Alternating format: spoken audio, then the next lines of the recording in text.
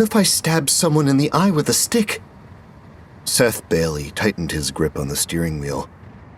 He glanced into the SUV's rearview mirror. His 9-year-old daughter, Gwen, stared back at him, patiently awaiting an answer.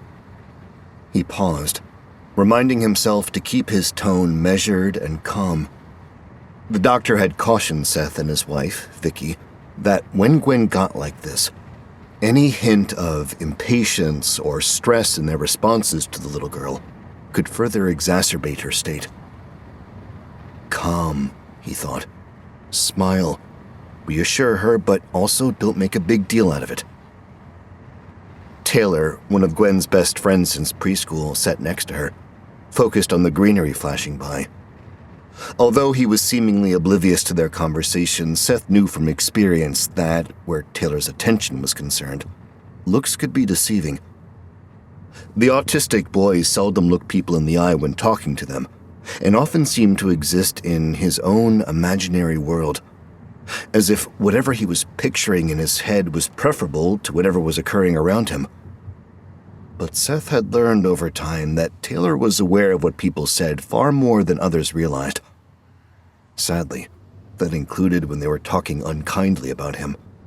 And he was always aware when Gwen was distressed. Seth smiled. You're not going to stab someone in the eye with a stick, Gwen. But what if I do?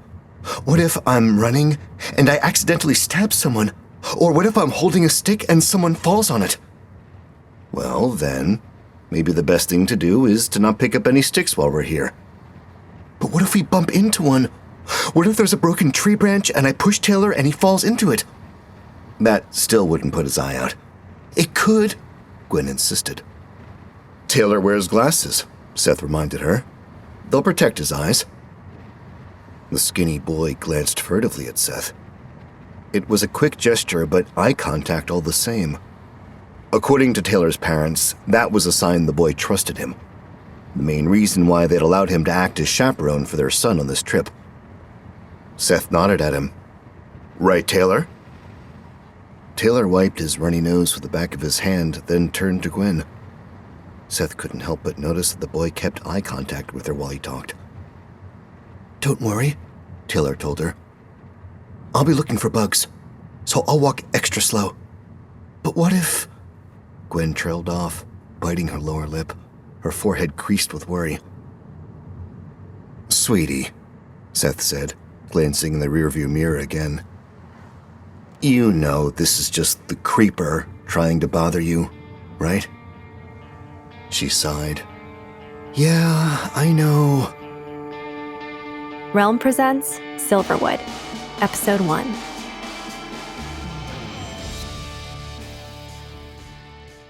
Late last year, after noticing that their daughter was struggling with anxiety, Seth and Vicky had taken her to a doctor, who diagnosed Gwen with a form of obsessive-compulsive disorder that manifested itself in bad or violent thoughts. When this happened, her brain would often get stuck on these repeating thoughts, which almost always involved harm coming to someone Gwen loved, be it her parents, her pets, or her friends. If she was anxious about an assignment at school and scissors were given to the students, she'd obsess over the possibility of cutting someone with them.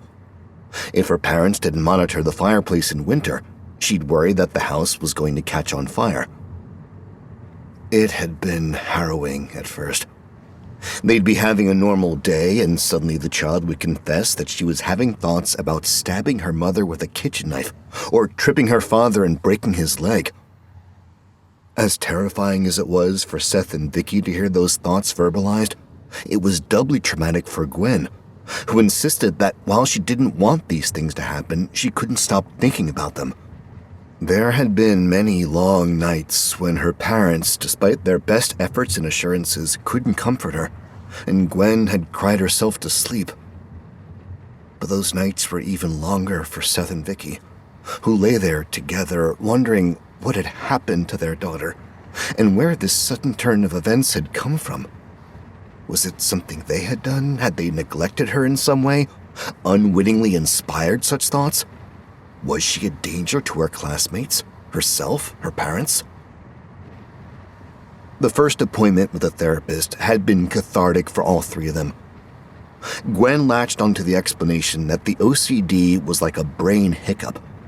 The violent thoughts were triggered by everyday anxiety. Her therapist had encouraged Gwen to give her OCD a name, and Gwen chose the Creeper, her favorite monster from her favorite video game. This helped her visualize the disorder, and would hopefully allow her to gain control over it in time. Seth had been skeptical at first. It had been disconcerting hearing his daughter say, "Dad, the Creeper says I might burn you on purpose with this hot soup." Or, "Mom, you left these scissors on the table? The Creeper says I might stab you with them." But he had to admit that there was a marked improvement since then. Now, whenever she struggled with the OCD, all three of them, Gwen and her parents, referred to it as the Creeper. These days, Gwen was usually able to keep the bad thoughts to herself or ignore them until they stopped. Seth realized that the fact that she was having them now and verbalizing them in front of Taylor meant she was feeling anxious. Seth was anxious too. He caught a glimpse of himself in the rearview mirror. He'd recently started wearing glasses for driving. They complemented his salt and pepper hair, which was just starting to recede, seemingly in tandem with the expansion of his stomach, a paunch that wouldn't go away no matter how much he dieted or exercised. In his late 40s, he was all too aware that most of Gwen's friends' fathers were half his age. He lacked the stamina he'd had in his 30s and got worn out playing with Gwen. Further complicating matters was the fact that Seth had checked out at his job. His primary focus was on Gwen, particularly since her diagnosis, and as a result, younger salespeople were closing bigger deals and making far more money in commissions. The toll showed in his reflection. He didn't like what he saw, those little worry lines etched in his face. He saw the same sort of lines on Gwen's face as well. Seth was skilled at reading people and forming opinions about them based on first impressions. Opinions that were rarely incorrect. Most of that could be accomplished by studying their expressions and body language. And what he saw right now broke his heart. "Gwen?" "Yeah, Dad?" "Have I told you lately that I love you?" Rolling her eyes, Gwen glanced at Taylor and then back at her father. "Yes, 2 times today." "Well, let's go for 3.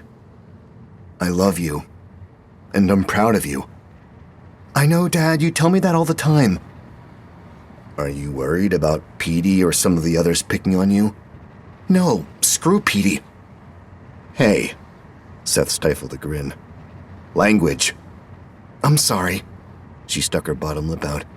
"But it's true." "Yeah," Taylor agreed. "It is. Petey's a jerk." Seth nodded and shrugged. He couldn't argue with them. "Well, let's do our best to ignore him this weekend, okay?" The 2 kids mumbled their consent.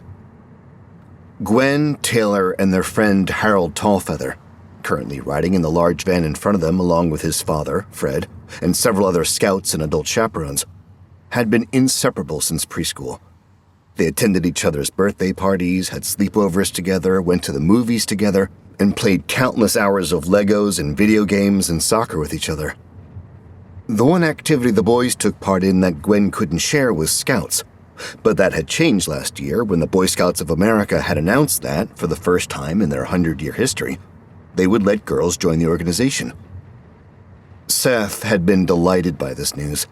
He still remembered the values he'd learned from his involvement as a kid. A scout was trustworthy, loyal, helpful, kind, brave, and reverent, among other things. Those lessons were just as important and applicable to girls as they were to boys. Gwen was enthusiastic about the chance to join her friends, and Harold and Taylor were overjoyed as well. With Fred serving as scoutmaster, the process had been smooth, and Gwen was able to complete the bear ranking with her friends and was now joining them on their Webelow requirements, one of which was this week-long camping trip. Not everyone in the pack was as gracious and accepting as Fred, however. Petey Carter and his grandfather, Hogan, had made their displeasure with Gwen's presence known. A Desert Storm veteran and ex-Marine drill instructor, Hogan Carter was bulky and still muscular, despite a paunch around his midsection, silver whiskers, and a rapidly receding crew cut. And his grandson was a chip off the old block, stocky, wiry, and full of anger. Seth grimaced, lost in thought. He didn't care for Petey at all, but he felt guilty about it, because he knew the boy was the way he was as a result of his upbringing. "Dad?" Seth glanced into the rearview mirror. "Yeah, hon? Can we turn off the air conditioning and roll the windows down? It's chilly in here." Wind whistled through the open windows as they followed the winding mountain road. Coulter pine trees and California black oaks crowded the sides of the road, stretching off into infinity. Seth checked the mirror, making sure the other parents were still following. Far behind them were a large bus and a tractor-trailer. Seth remembered passing the bigger vehicles earlier. The truck had black mud flaps with silver female silhouettes on them. He focused on Fred's rear bumper, affixed with a sticker for Scouts, and another advertising his website. Fred was an aspiring country musician and played local gigs at bars and restaurants on the weekends. Taylor sniffed and asked for a tissue. Seth opened the glove compartment to pull out a pack. Keeping his eyes on the road, he handed it back to the kids. "Thank you." Taylor blew his nose. "The pollen count must be high," Seth observed. "I guess this time of year..." He paused as Fred's brake lights flashed in front of them. A moment later, he saw why. A young woman stood by the side of the road, thumb out, her expression desultory. She watched the cars pass without seeming to really see them. Gwen and Taylor glanced at her as they drove by. Then the woman was behind them, and Taylor sneezed. "I'm gonna roll the windows back up," Seth told them. "The last thing we want is an allergy attack before we even get to the campsite." The kids barely acknowledged him. Instead, they began a conversation about a YouTuber that they both liked, some 20-year-old who'd made $1 million last year playing video games online. Seth shook his head. The forest grew thicker.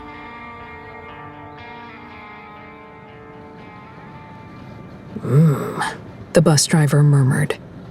Not a good place to be hitchhiking. Tasha Winston glanced around, wondering who the older black man was speaking to. The receptionist, Lydia Gonzalez, sat across the aisle, attention focused intently on her cell phone. Behind Lydia sat Emilio Ortega from the purchasing department and Amber Antonelli from accounting.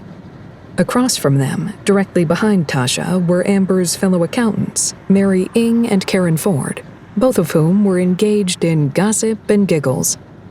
The rows behind them were occupied with other Hirsch Capital employees, everyone from Carlos, who ran the travel desk, to Lynn, who oversaw the janitorial department. Tasha glimpsed the bright red dye job of a lady from the Human Resources Department, but couldn't remember her name. Tasha leaned forward in her seat. "I'm sorry, were you talking to me?" The bus driver shrugged. "Talking to myself, mostly. There was a girl back there by the side of the road, hitchhiking. This ain't a good place for that." "Why?" Tasha asked. "Wild animals?" The driver snorted. "Animals, sure. And not just animals. All kinds of dangerous stuff out there in those woods." "Great," Tasha muttered. "I can't wait to get there." The driver glanced into the rearview mirror and flashed her a smile. "Oh, not where you're going, miss. You folks are at the old Silverwood engineering and electrical site, right?" "I don't know," Tasha shrugged. "I think maybe." "You are," he confirmed. "At least that's where they contracted me to take you. It was turned into a nice little campsite, bungalows and the like. Originally, it was a housing complex for sea employees, a place for them to stay since there was only one hotel up here at the time. You probably won't have to worry about anything there." "Good. I'm not crazy about the woods." "Don't mind me. I talk to myself all the time. My wife used to tell me I'd die talking." Tasha smiled. "My husband says the same thing about me." "Well, ain't we a pair, then?" Nodding, Tasha's smile faded as her thoughts turned to her husband, David. Maybe it was true that she talked too much, but the opposite could be said of him. David didn't talk enough, didn't share or communicate. He was great at remembering birthdays and anniversaries, at knowing how she liked her eggs or for bringing her coffee when she hadn't even asked for it. He was a wonderful, attentive, and giving lover, great at making her laugh and feel appreciated, and equally adept at knowing when she just wanted to curl up on the couch together and watch Netflix. But he didn't talk about what he was really thinking, and in the emotional aftermath of their ectopic pregnancy, talking was something she desperately wished he would do. Tasha had talked, had cried, herself hoarse about it. She expressed her grief at losing their child.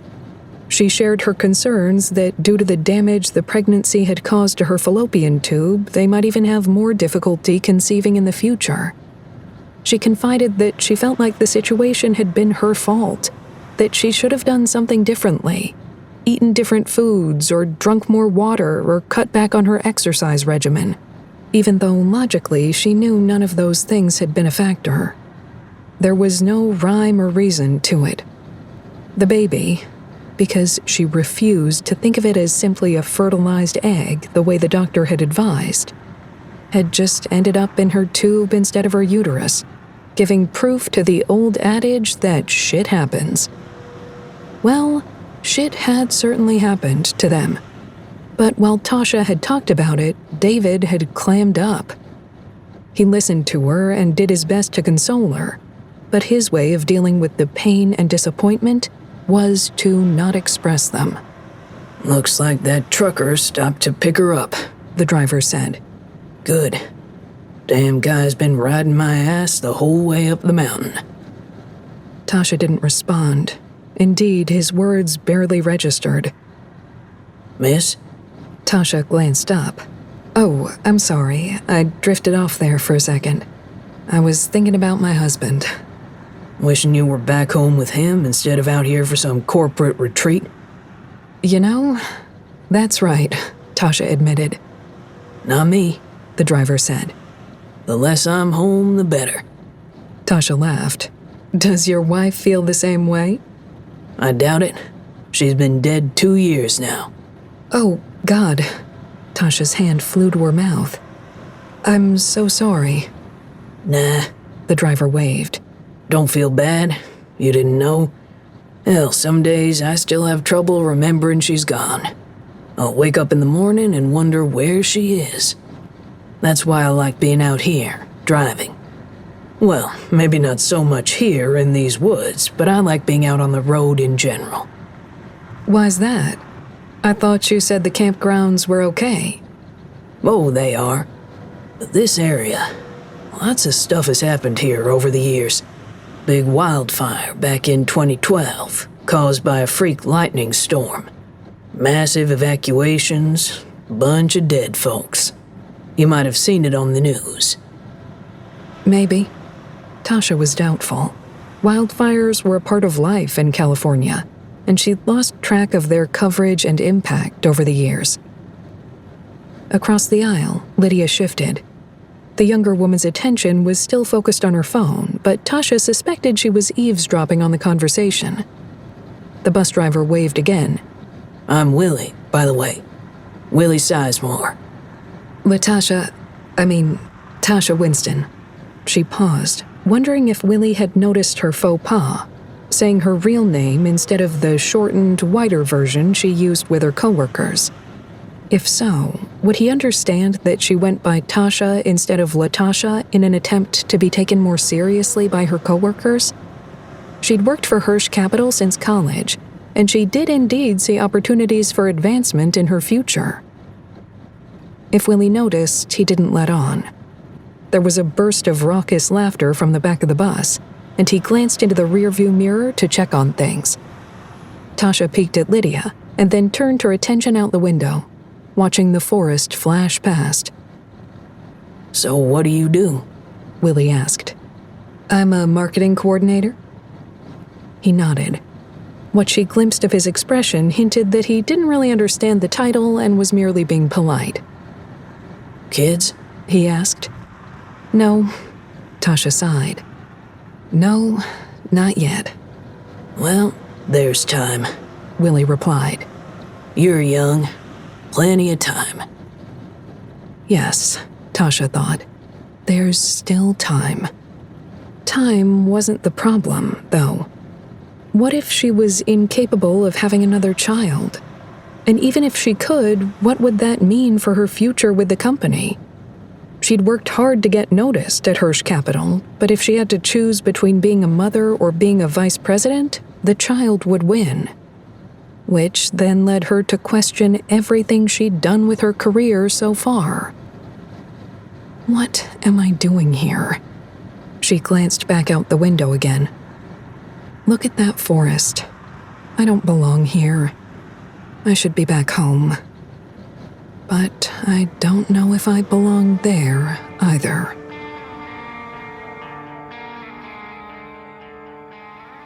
Carl Hendricks felt his truck vibrating beneath him as he waited for the girl to climb inside the cab. The sensation excited him, as did the sight of the hitchhiker trotting toward the open door. She stared up at him, her expression timid and cautious. Carl smiled down at her and gestured at the empty passenger seat. "Come on up," he said. "It's dangerous to be parked along the side of the road like this for too long. I don't want some poor soul to rear-end me." The girl glanced down the road and then back up at Carl. After a moment's hesitation, she clambered up into the rig and plopped her backpack down on the seat between them. Then she pulled the door shut. "Thanks," she said. "I appreciate it." "My pleasure. Happy to help." Carl shifted the truck into gear, glanced in the rearview mirror, and made sure there were no other vehicles behind him. The tour bus and the other cars had already passed from sight. Satisfied, he eased the rig back out onto the road. Hebrews chapter 13, verse 2 tells us, "Do not neglect to show hospitality to strangers, for by this some have entertained angels without knowing it." Perhaps you are an angel? The girl frowned. "Not according to my mother." It's hard sometimes, the relationship between a mother and her daughter. I have 3 daughters of my own. I've heard all of them squabble with my wife. Carl pointed to the photograph affixed to his dashboard, a family portrait of him with his wife and 3 teenage daughters. The girl looked at it, and Carl tried to see it with her eyes, wondering what she saw. A smiling middle-aged black man with his happy family. "I miss them when I'm out here." "Do you drive a lot?" He nodded. "I'm a freelance long-haul driver, so yeah, I'm on the road all the time. I own this rig. No company job for me. I've got roots all along Northern California, Oregon, and Washington. But I make sure I'm back home for church every Sunday. Hebrews says we should not forsake our own assembling, as is the habit of some." "I don't know what that means. I'm not up on the Bible." It's like Acts chapter 20. "Be on guard for yourselves and for all the flock, among which the Holy Spirit made you overseers, to shepherd the church of God, which he purchased with his own blood. Amen." "Listen, don't take offense, but can I ask you something?" "Of course." "Are you..." The girl paused, as if choosing her words carefully. "Are you like a religious nut or something? All this talk about Bible verses. I mean, I appreciate the ride, I really do, but I'm not in the mood for a scripture lesson. I don't like being preached to." "Fair enough," Carl smiled. "To answer your question, yes, I am religious, but I'm not crazy. I just love the Lord and know Jesus Christ as my personal savior. I've been washed in his blood. How about you?" She shrugged, shifting in the seat, clearly uncomfortable. Then she scooted closer to the passenger door, her ponytail pressed against the window. "That's okay," he said. "Maybe you'll come to know him in time. Maybe you can ask him to come into your heart and wash you in the blood as well." The girl nodded. "I'm Carl." He took his right hand off the wheel and thrust it at her. "Carl Hendricks. And you are?" She stared at his hand and then shook it. Her grip was light and unsure. "Allison." Are you on your way to Silverwood, Allison? Yeah, she sighed. There's this guy that lives there. I've been talking to him online. You don't have to swipe right for Jesus, you know? She glared at him and then looked away. Sorry, Carl apologized. Well, I bet he's looking forward to seeing you.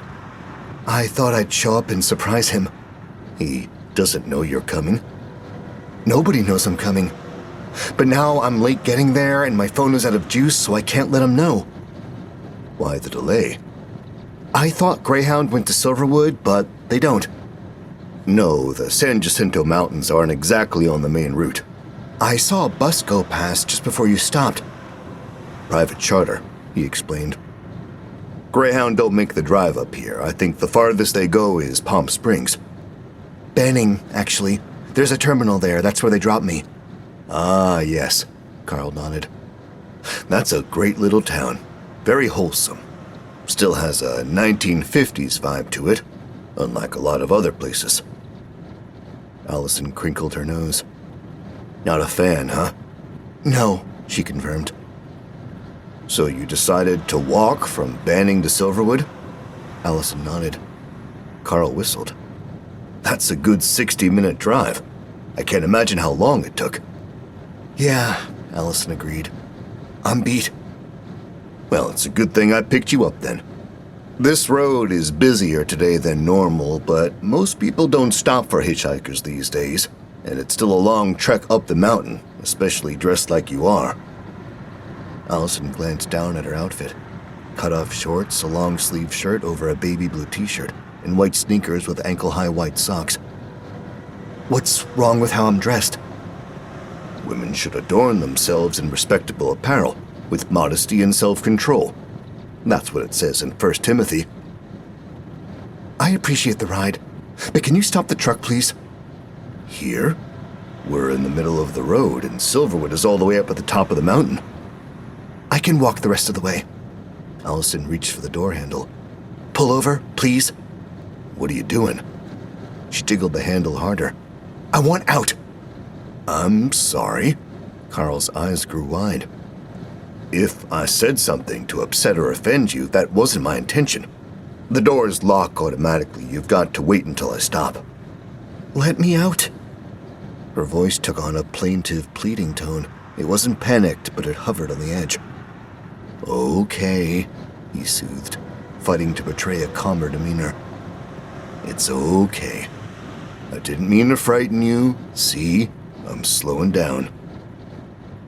She stared at him, wide-eyed, biting her bottom lip. One hand remained on the door handle, the other clutched her backpack. Carl wondered if she had a weapon inside. He didn't want to get stabbed or shot or tear-gassed. See?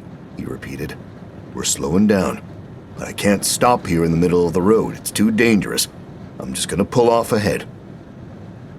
Now the panic crept into Allison's voice. I don't know what your problem is, but... My problem?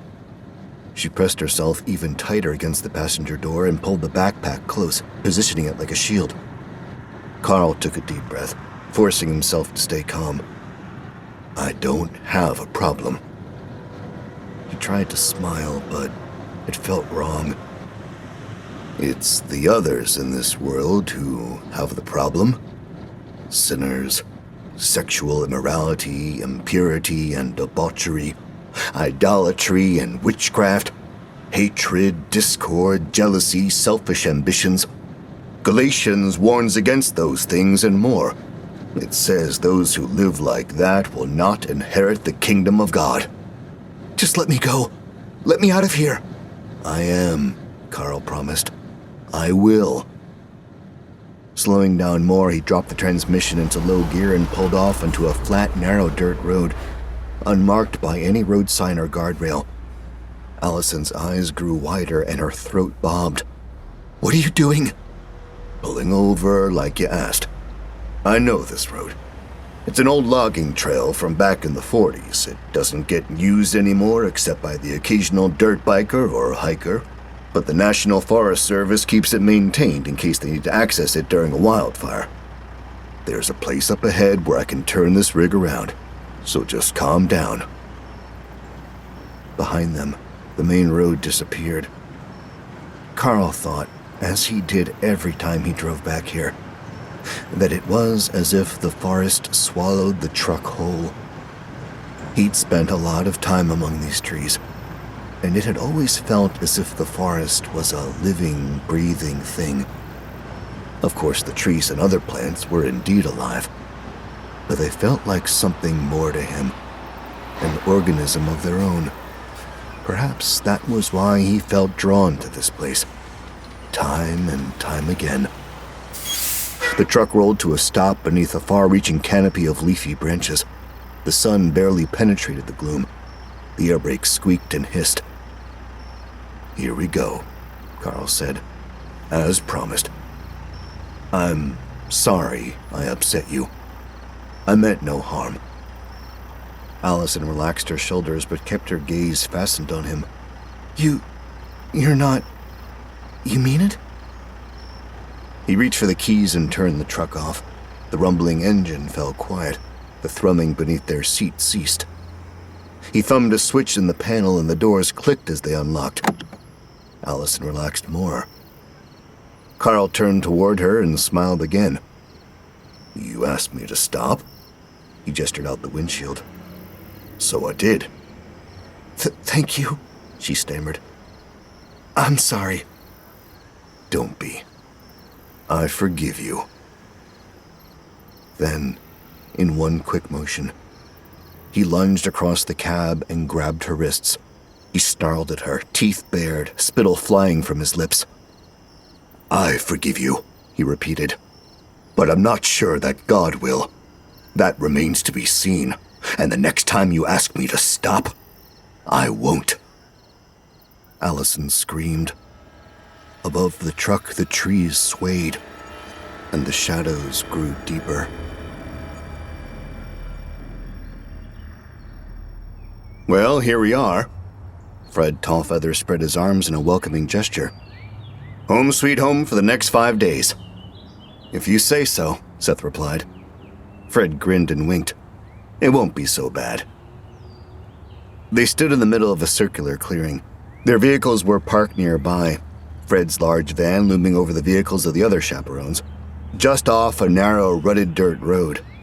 At this higher elevation, the forest was made up of ponderosa, Jeffrey and lodgepole pines, white and red fir, cedar and oak trees. The clearing was devoid of vegetation save for a carpet of grass and wildflowers. Situated amid this was a rustic campsite with a cluster of brown canvas tents, an outhouse with an abandoned wasp's nest dangling from its eaves, and a stone circle for a campfire. The kids ran around and played while the adults surveyed the campsite with a mixture of amusement and incredulity. Fred clapped his hands. "Okay, Scouts, everybody huddle up." The kids and the chaperones all drifted over and formed a circle around the scout leader. He held up one hand, middle and index fingers extended, signaling attention. The troop fell silent, all eyes on Fred. "The first thing we're going to do is unload the vehicles and pick our tents. Each tent holds 3 cots. We'll need an adult in each one. These haven't been used in a while, so you might want to air them out. The canvas can get pretty musty. You might also want to hose them down with bug spray before you unpack. And don't forget to check for snakes or skunks." "Snakes?" Gwen whispered, nudging her father. "I'm sure it'll be okay. How about you and Taylor go pick out a tent while I get our gear?" Nodding, she grabbed Taylor and Harold and ran off. Seth trudged toward the cars. Ahead of him were 2 other chaperones, Tony and Dan. They were talking sports. Seth heard footsteps behind him, turned, and saw Fred hurrying to catch up. "Think she'll be okay?" Seth shrugged. "I hope so. She's struggling with it today for sure. The best thing to do is just keep her occupied." "Yeah. I did some reading about it online after you and Vicky told me what was going on. They said keeping them occupied was good." Seth paused, touched that the scoutmaster had taken the time to do some research. He stuck out his hand. Fred glanced down, surprised, and then shook it warmly. "You're a good guy, Fred." The scoutmaster laughed. "You just keep that in mind when our kids are 16 years old and dating." Grinning, Seth glanced across the clearing to where Gwen, Harold, and Taylor were exploring the tents. He turned back to Fred. I don't know. Harold might have to compete with Taylor. And besides, I'm never letting Gwen date. I'm keeping her at home until she's 30. Chuckling, the two men unloaded their camping gear. Having dropped the employees of Hirsch Capital off at the site of their corporate retreat, Willie was halfway back down the mountain when he realized he'd forgotten to take advantage of the bathroom. The pressure on his bladder grew urgent. Damn it. His voice sounded very small inside the empty bus.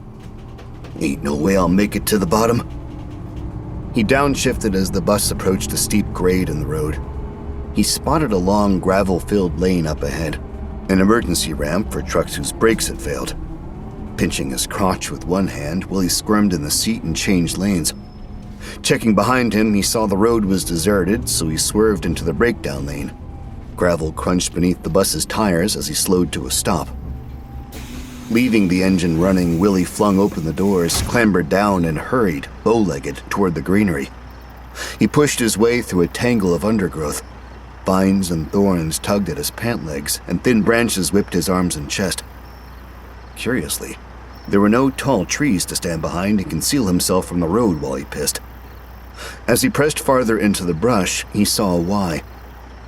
He emerged into a stand of blackened, splintered tree trunks. A scarred, blasted heath left over from the wildfires that had scoured Silverwood a few years before. He looked down at his feet and realized that he was walking across a layer of ash. Grayish-black particles floated upward with every step. Farther ahead, Willie spotted pine trees untouched by the blaze. They seemed to loom over the area, as if standing guard. He glanced behind him. Although he could hear the bus's engine running, he could no longer see the road. Satisfied that no passerby would see him either, Willie unzipped his fly and urinated into the ash. He sighed with relief, trembling. A hawk screeched overhead. Willie watched it circle. Then finished, he shook himself, zipped back up, and turned to leave. The first sneeze, violent and racking, took him by surprise. A bubble of snot dribbled from his nose. Willie reached up and wiped it away with the back of his hand. The mucus had minuscule black grit in it. Frowning, he touched his face. His fingertips came away coated with more black dust. It felt slightly tacky and had an odd, though not unpleasant odor, similar to chocolate. Sweet and somehow warm. Pollen, he thought. Or maybe ash? Either way, I don't want to be breathing in this shit for too long. He sneezed again and decided it was probably pollen given his body's reaction. But pollen wasn't black, was it? And it didn't smell sugary, like cotton candy melting in the sun. Willie was halfway back to the bus when the trees began whispering to him. He cried out in alarm and spun around in a circle, expecting to see someone hiding in the brush, but he quickly confirmed that he was alone. He slowly plodded back to where he'd been, and then past it, right to the edge of the forest. The whispering grew louder. When he was a child, Willie's mother had told him that the sound of the wind rustling through the trees was the sound of the trees talking. That sound and that memory had brought him comfort throughout his life. But this sound wasn't like that. These were actual voices. Harsh and ragged. Quiet but powerful. And there was no wind. Willie stood there, helpless, and listened to what they had to say.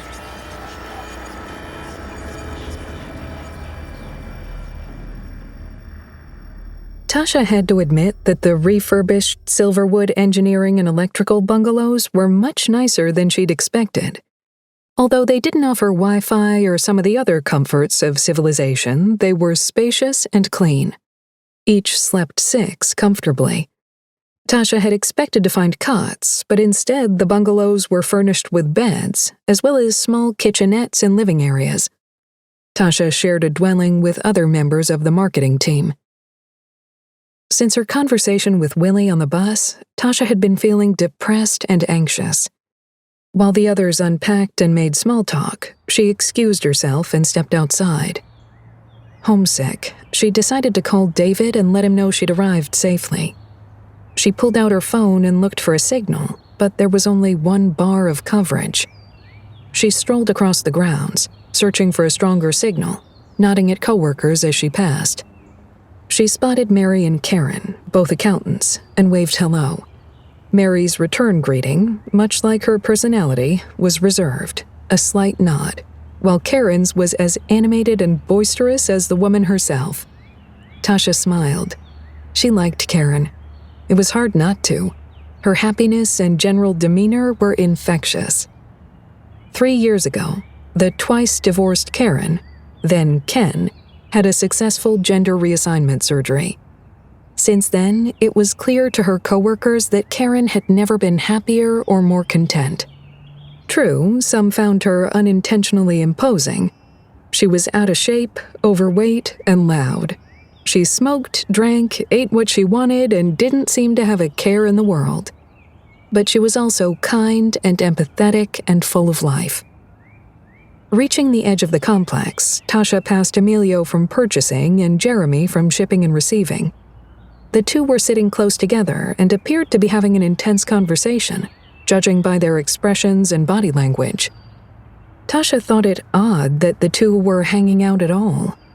From what she knew of them, they seemed to be from very different worlds. Emilio was devoutly religious and white-collar, while blue-collar Jeremy was flagrantly atheist and gay. Their daily routines wouldn't bring the two in contact with each other, yet there they were, hanging out. At the rim of the clearing, she came across a small cinder block building. A rusty padlock dangled from the door. Tasha wasn't sure what the building was. Maybe a pumping or electrical station? Unlike the restored bungalows, the shack showed signs of weathering and decline. The white exterior paint on the outer walls was peeling. The Silverwood Engineering and Electrical corporate logo was stenciled on the door, along with the C acronym. Tasha had spotted the same symbol on their bungalow. But here, what had once been a smart, snappy, crown-like logo had been shattered and split in half by the ravages of time. Tasha stood in the building's shade and checked her phone again. There was still only one bar. She sighed, frustrated. "The signal is better up on the hill." Tasha looked up and saw Lydia, the receptionist. "That way." Lydia pointed to a narrow hiking trail leading off into the woods. "I can get on Instagram and Twitter here, but to call home and check on my cat, I had to hike up to the top of the hill." "Is it far?" Lydia shrugged. "Not really. Maybe a 10-minute walk?" "I don't know." Tasha hesitated. "The bus driver said there were animals out here." "Yeah, I heard. I didn't see any, though." "Okay, thanks." Tasha nodded. "Maybe I'll try it." "No problem." Tasha was about to say more, but Lydia glanced back down at her phone and walked away. Shy, I guess, Tasha thought. Tasha slipped her phone into her pocket and headed toward the hiking trail. "How about this one, Taylor?" Gwen stared into the canvas tent, crinkling her nose at the musty odor. Spiderwebs dangled from the support pole. Weird black dust blanketed the floor. When Taylor didn't respond, Gwen turned around to find that he was no longer with them. Only Harold stood behind her, his dark eyes amused. "He's over there." Gwen looked to where Harold was pointing and saw Taylor on his haunches, flipping over a large stone, scrambling to see what kind of insects were hidden beneath it. Grinning, she shook her head. "Him and his bugs." Nodding, Harold smiled. "I'll go get him." Harold wandered across the clearing, and Gwen turned back to the tent. She raised the flaps, intent on airing it out, but didn't go inside. She eyed the black dust and wondered if it was mold. She'd wait until her father was back and ask him.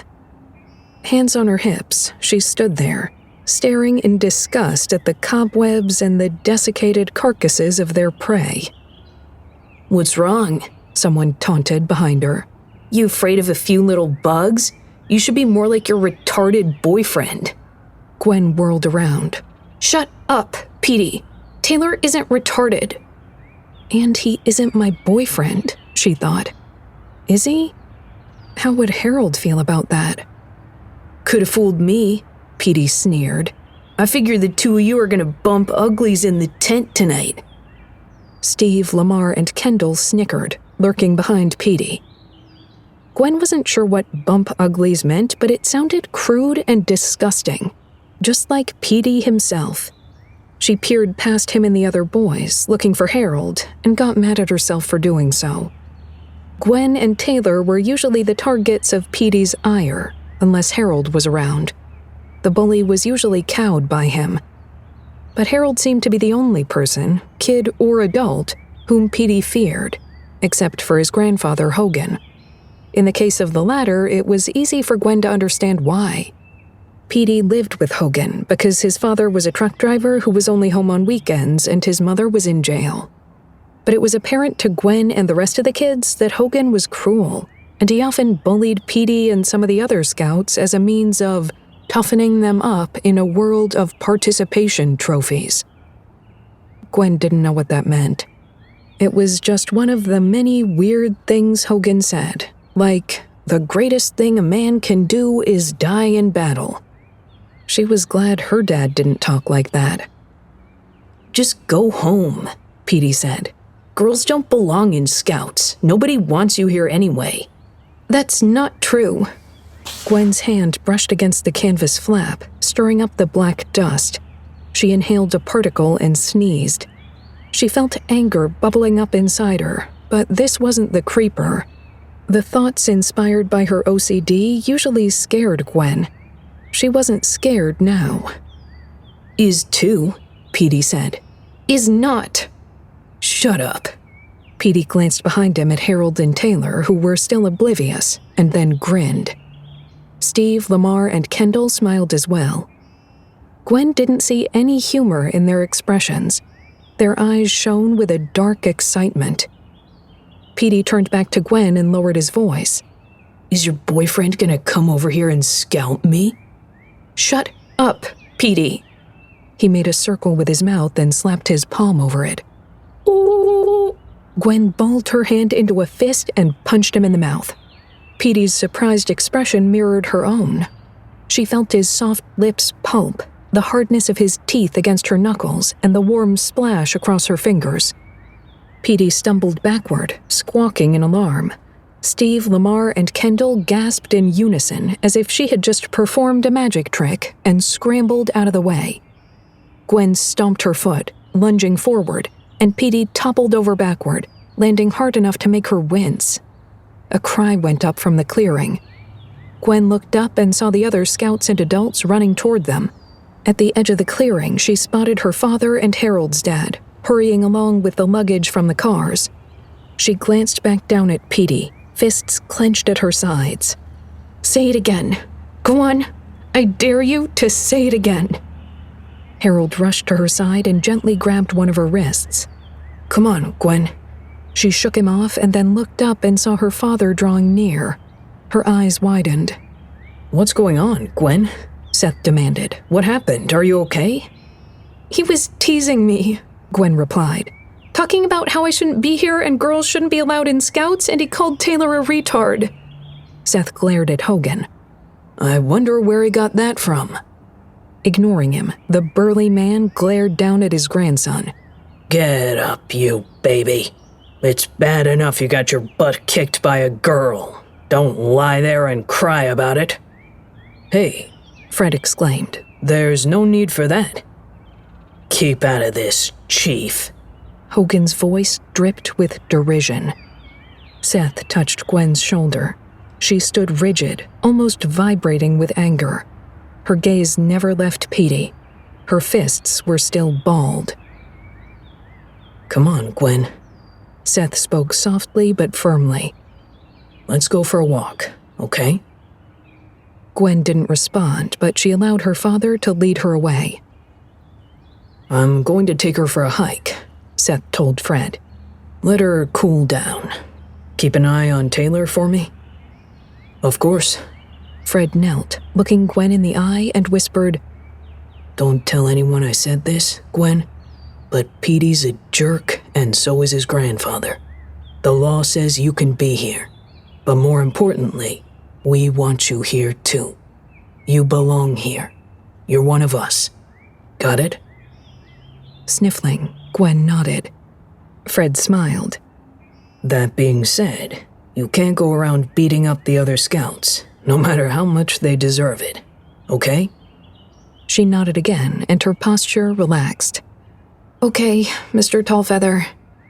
Fred ruffled Gwen's hair and then stood up again and winked at Seth. You guys take your time. We're not going to do much until this evening, when we have the campfire. Just don't get lost. We're scouts, Gwen said. We can't get lost.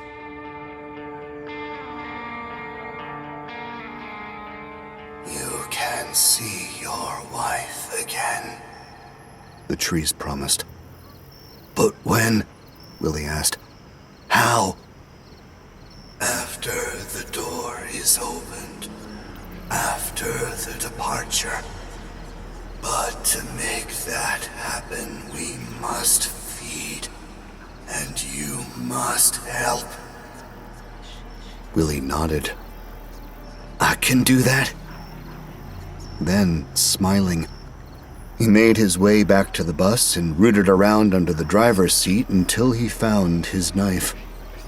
Company policy forbade the drivers from carrying weapons, but most of Willie's coworkers ignored that rule, keeping tear gas, pepper spray, baseball bats, or knives concealed but within reach in case of trouble.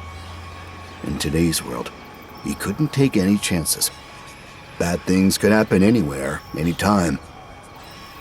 He hefted the knife in his hand, testing its weight. It would suffice until he found something better. Still smiling, Willie stalked off into the woods.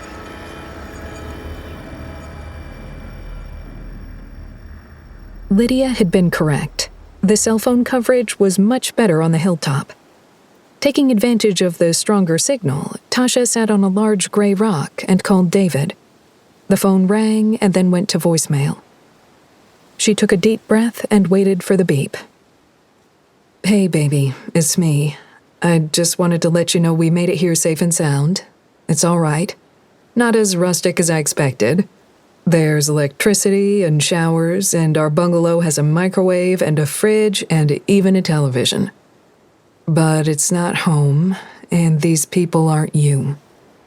She paused. I miss you. Been thinking a lot about us on the drive here. Call me when you can, okay? Or text me. The cell service is kinda spotty, so I may not get it right away, but I don't know.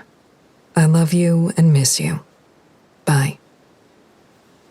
Tasha disconnected the call and her home screen popped up, showing her the time. It was early afternoon, so David was probably at work. That explained why he hadn't taken the call. She knew it was unreasonable, but she felt a pang of anger and hurt that he hadn't answered. Sighing, she stood up, locked her phone, and slipped it into her pocket. Then she looked around. The hilltop was beautiful, sporting a rainbow of wildflowers and ferns. Curiously, there were no butterflies or bees flittering from one flower to the next, and no birds soared overhead. She assumed they must have scattered, maybe scared off by her presence. Tasha began to relax and enjoy the moment. The sun felt good on her skin. The spot was high enough to overlook most of the surrounding forest, and the treetops looked like a rolling green carpet. They stretched as far as she could see, and although Tasha knew that the town of Silverwood was out there somewhere, there were no signs of it. Nor were there signs of their campsite. It was as if the woods had consumed them both. She realized how easy it would be to get lost out here, and how precarious such a situation would be. Willie the bus driver had been right. The forest was gorgeous and majestic, but dangerous. It occurred to her then that she was alone. Other than Lydia, nobody knew where she was. She decided to head back to the retreat and walked down the hill. Soon her feet began to hurt. Tasha was glad she was wearing yoga pants and athletic shoes. She could only imagine making this hike in her usual skirt, high heels, and other office attire. Halfway down the summit, she spotted a flash of red moving through the forest. She stared at the figure. It was another hiker, wearing a red jacket and shouldering a backpack. She wasn't alone after all. It hadn't occurred to her that the employees of Hirsch Capital weren't the only ones in the woods. On the bus, she'd heard one of the IT guys mention that they'd passed a scout troop. And there were probably other campers, hikers, fishermen, and outdoor enthusiasts in the area. She watched until the figure passed from sight and then continued on her way. She reached the bottom of the hill and found the trail, and then began the walk back through the woods. It was cooler here beneath the leafy canopy, and darker. Shadows loomed, even in the afternoon. Still, it wasn't spooky. Unlike the hilltop, the forest was alive with the songs of birds and the buzzing of insects. Then Tasha heard another sound, the grunting of what sounded like a wild beast and a frantic, fevered panting. She paused in mid-step, her breath caught in her throat. What in the hell is that? Her mind summoned images of a bear. Swallowing, Tasha panicked. The grunting grew louder, faster. Wait a minute, she thought. That's not an animal. That's human? She tiptoed forward, watching where she walked, careful not to step on a twig or rustle the leaves beneath her feet. The trail wound around a curve and between a cluster of oak trees. Tasha inched toward them and leaned against one of the trunks. Her eyes widened in surprise.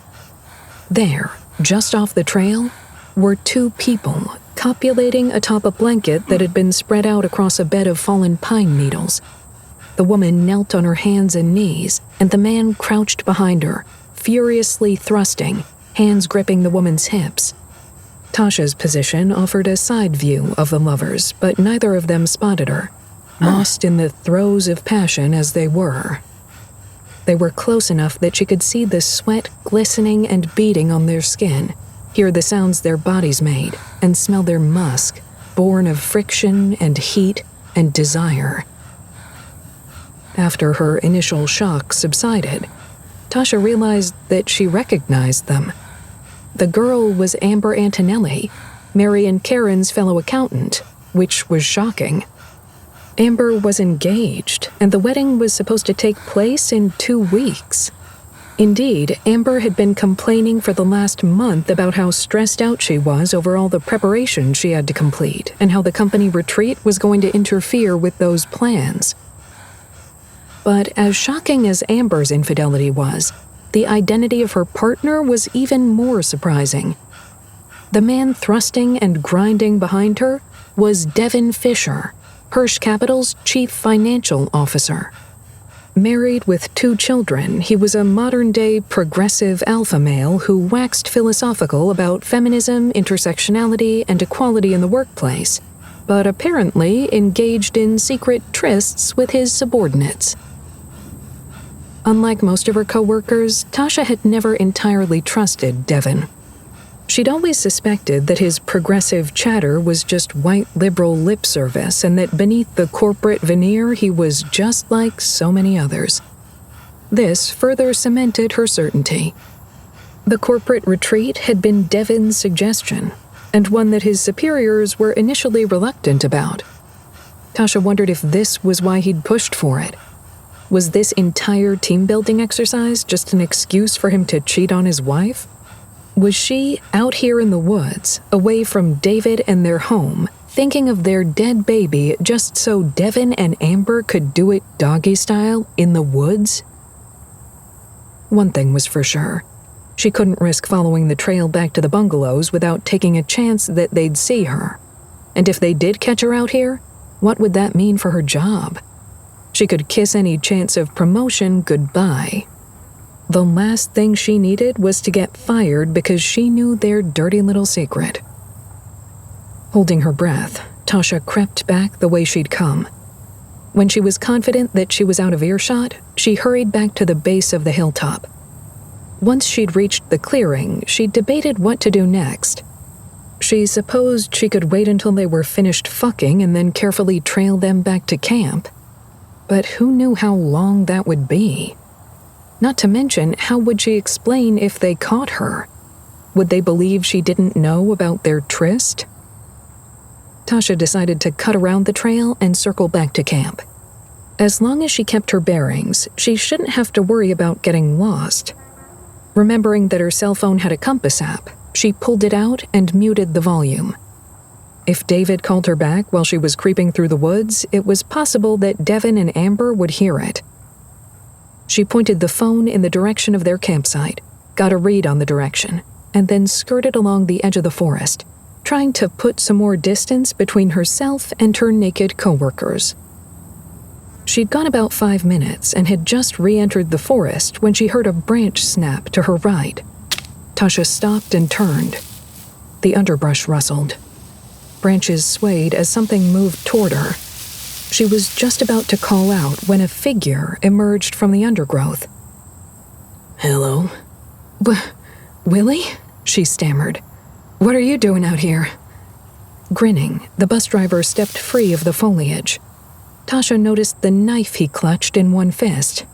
His face and hands were coated in what looked like ash. A glistening rope of drool dribbled from his lips. He bared his teeth, growling. Willie, are you okay? I'm great. The trees asked me to do something. Let me show you. The older man lunged at her, slashing with the knife. Gasping, Tasha leaped backward, narrowly avoiding the attack. Willie stumbled and then plodded forward again. Tasha yelled, "What the fuck?" Willie's only response was to slash at her again. Tasha sidestepped and scrambled away from him. A ray of sunlight shone through the treetops, reflecting off the knife's blade. Willie's eyes glittered as well. "Stay back," Tasha warned. "Stay the hell away from me." Willie waggled the knife.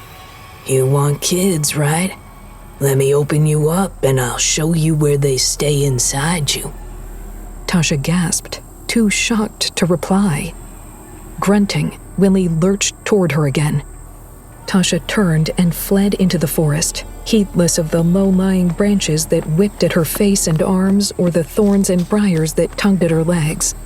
She cast one terrified glance over her shoulder and screamed when she saw Willie's maniacal leer. Tasha emerged at the base of the hill again. Hyperventilating, she dashed up, scrambling over the rocks jutting from the soil, but Willie followed. Realizing that the hilltop offered her no cover, she wove and dodged, giving him a wide berth. Then, doubling back and down, she plunged into the forest again. Willie shrieked with rage as she fled into the undergrowth. Panicked and sobbing, Tasha gave no thought to where she was running. She just fled, charging through the forest, weaving around trees and jumping over logs. Eventually, she stumbled across a deadfall, a massive oak tree that had toppled, roots and all, leaving a gaping wound in the soil. Kneeling, she huddled behind the base of the tree, her back against the root, and listened. The forest was quiet, and there were no sounds of pursuit. She risked a glance, peering timidly out from behind her shelter, and there was no sign of the crazed driver. Shuddering, Tasha struggled to catch her breath. Sweat stung her eyes. She wiped it away, along with her tears. She glanced around, trying to get some sense of direction. Nothing she saw looked familiar. But why would it, she thought? They're fucking trees. She fumbled at her pocket, reaching for her cell phone. But it wasn't there. Panic rose again, threatening to overwhelm her. She patted her other pockets, whimpering. The phone was gone. She must have dropped it while escaping. A branch snapped nearby. Tasha screamed. Her hands clawed at the dirt and leaves. Willie loomed over her, slashing with the knife. There was no pain at first, just a sensation of heat on the back of her calf.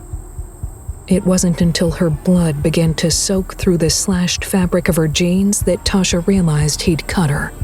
Screaming, she scrambled to her feet and ran. Laughing, Willie gave chase. She saw her own blood splatter onto the forest floor, dime-sized droplets splashing across the leaves. Willie jumped in front of her and jabbed with the knife, but Tasha flailed, grabbing his wrist, blocking the attack. She tried to wrench the knife from his grip, but he was too strong. Instead, she shoved him backward and then turned and ran again. The pain in her leg was excruciating, her blood warm as it trickled down her foot. She limped along, screaming, as Willie gave chase. "Leave me alone," she cried. "Why are you doing this? What do you want?" Willie responded with laughter. Tasha picked up a rock, threw it at him, but missed. His laughter abruptly died. He charged after her, glowering, but then tripped over a log, sprawling. Taking advantage of the situation, Tasha fled. She tried not to shriek, tried not to sob, tried to move as quickly and quietly as she could. Suddenly, the ground changed beneath her feet. Tasha glanced down and saw that she had emerged onto the cracked and pitted remains of a long, unused road. Weeds and saplings thrust up from the surface as the forest worked to reclaim it. She hobbled to the left. When she heard Willie crashing through the forest behind her, she did not turn around. Instead, she fell to her knees, groaning with pain. "Where are you?" Willie's voice echoed. "It's time for the reaping." Tasha tried to get up, but she couldn't. "David," she thought, "I'm sorry. I'm sorry I failed us. I'm sorry about the baby." Then she spotted something up ahead, a small cabin, perhaps 50 yards away, situated along the side of the road.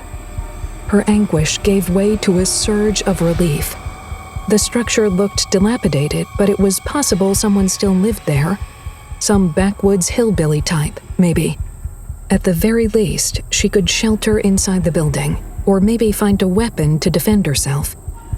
All she had to do was make it there. "Get up," she willed herself. "Come on, get up, goddammit." She wobbled to her feet, but her wounded leg refused to comply, buckling beneath her. Tasha tumbled to the ground, raised her head, and screamed.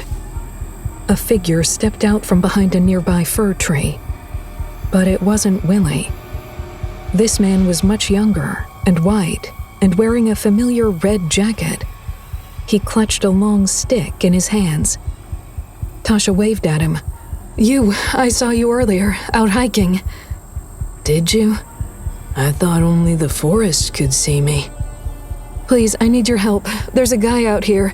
He was our bus driver. He has a knife and he—" The hiker thrust the stick at her. Too late, Tasha realized that one end of the implement had been sharpened down to a crude point, a point that he rammed into her thigh. Tasha shrieked.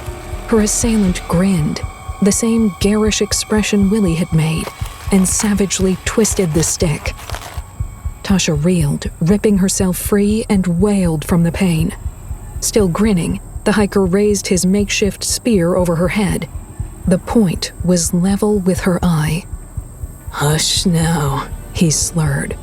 "You'll scare the birds away." Tasha drew in breath to scream again, but before she could, something huge and hulking erupted from the trees and charged into the road.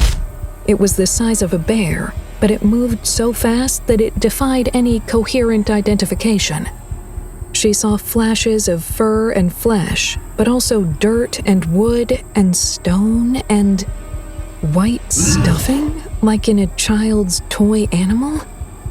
The stench wafting off the creature was overpoweringly revolting. It towered over them both, blocking out the sunlight with its form. The hiker's smile vanished. He peered upward at the looming presence. Then, with a thunderous, booming roar that seemed to shake the landscape, the beast swiped at him with one massive paw. Tasha glimpsed claws as long as pencils. The hiker made no sound as the blow connected. The hiker's bloody face was lying on the road next to her, staring sightlessly through eyeless sockets, his idiot grin finally erased for good. His mauled, faceless corpse toppled over a second later, falling across her. His blood soaked through her clothing, mingling with her own. The world began to spin, and Tasha suddenly couldn't breathe. She tried to free herself, but the strength drained from her limbs. The last thing she saw before consciousness slipped away was a little girl emerging from the woods to stand next to the monster and take its hand.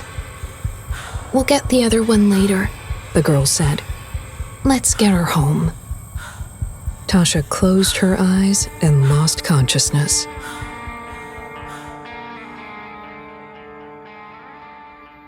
The people who built the underground complex had called it Lab 04. It was just one spoke in a much larger wheel of similar facilities dotting the forest around Silverwood.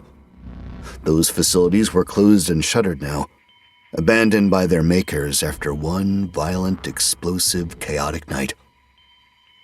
Far beneath the subterranean complex, something moved. An amorphous, black, quivering ball of goo. The life form, the sap, had been created when the makers of Lab 04 had opened a dimensional rift in 2012. The edges of two different planes of existence overlapped for a brief time. The sap was a massive blob of negative matter, an anti-Big Bang, the total absence of life and light. But when it collided with the organic matter of Silverwood, it was imbued with the consciousness of the dark force from that other dimension. It became aware, and with that awareness came a desire to propagate and spread. But over time, as its consciousness grew, it became aware of other things, like how much it hated this place, and how lonely it was. Now, it was desperate to return home. Since its arrival, the sap had slowly gathered strength, sending tendrils of itself through the forest's root system, lumbering toward the surface and sustaining itself on the life energy and psychic energy of the forest's insects, animals, and other fauna. It affected the pollen and vegetation, using them to help it feast. When it was strong enough, it would open the door and return home. All it needed was a key to open a door. And now it had found such a key. In the dark, deserted remains of Lab 04, black tendrils broke through the dirty concrete floor and snaked through the complex, exploring, searching, seeking. Eventually, they reached an enclosed room and smashed through the thick glass of an observational window. The room was devoid of furnishings, save for a black metal box. Slowly, the black ooze burrowed into the box and found its center. A hollow space filled with the desiccated organic matter, the remains of a human brain. The slime merged with this, transforming the inoperative device into a transmitter. All throughout the deserted facility, power was slowly restored. The hum of electricity filled the empty, shadowy corridors. The black box began to hum as well.